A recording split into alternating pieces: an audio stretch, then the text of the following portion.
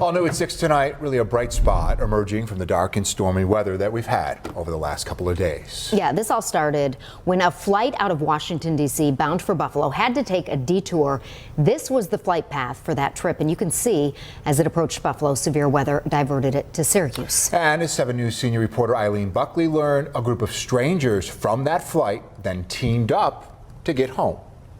People were praying on the plane. It was pretty scary. Kevin Lee of Lancaster describes a harrowing feeling above the skies as his American Airlines flight approached the Buffalo Niagara International Airport Tuesday in near hurricane force winds. The wind hit the plane and the plane dropped. And it dropped to the point where I was looking out the window at the windmill. And Lee tells me he's taken hundreds of flights all over the world for his work, and he's never been on such a scary flight.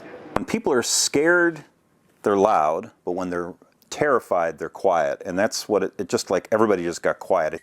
It was very bumpy, very turbulent. And when we went in for a landing, the plane started kind of rocking from side to side. And then he pulled up to circle the airport for a while. We had an excellent pilot. We saw the Buffalo Stadium and the new one that's being built. So we were that low coming in before he decided Syracuse was a good idea. With Buffalo no longer a safe option, the pilot announced the flight was being diverted to Syracuse. Sandra Herseny and her daughter, Christy Terlikis, now live in Florida, but they were traveling home to North Tonawanda to see Herseny's brother who has cancer. Well, I was over the wings, so maybe it seemed worse than it was, but I was pretty concerned. I was glad that we were close to the ground because I was thinking, okay, maybe we could survive if we fell from here. And I kept thinking we paid going to Crystal Beach to get a ride like this.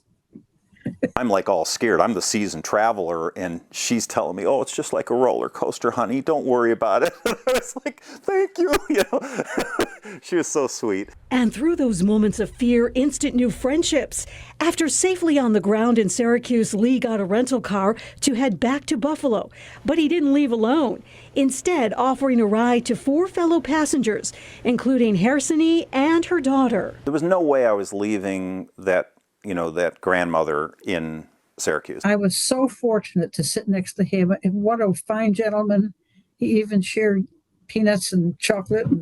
What did that mean for you to have this Good Samaritan after that experience? Kind of restored your faith in humanity, really. He was our guardian angel at that time. Certainly. A flight to remember with a classic City of Good Neighbors tale to tell. Eileen Buckley, 7 News.